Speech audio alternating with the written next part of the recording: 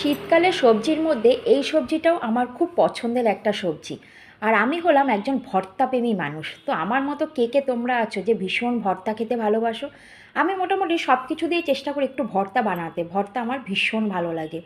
তো প্রথমে সর্ষের তেল গরম করে তাতে দুটো শুকনো লঙ্কা ভেজে তুলে রাখলাম। তারপর তার মধ্যে দিয়ে দিলাম বেশ কিছুটা পরিমাণে রসুন কুচি। আর রসুনটা একটু ভাজা হয়ে আসলে দিয়ে দেবো পেঁয়াজ কুচি। পেঁয়াজটা ভাজা হয়ে গেলে কেটে রাখা টমেটো, খুব পাতলা করে কাটতে হবে টমেটোগুলোকে, মোটা মোটা করে কাটলে সেদ্ধ হতে কিন্তু সময় লাগবে। কাঁচা টমেটো তোমরা কে কে ভালো খাও আমার মতো? তো টমেটোটা দিয়ে একটু ভাজা ভাজা করে তারপর তার মধ্যে জল দিয়ে চাপা দিয়ে রাখতে হবে। অবশ্যই তার মধ্যে দেবে হচ্ছে নুন আর হলুদ।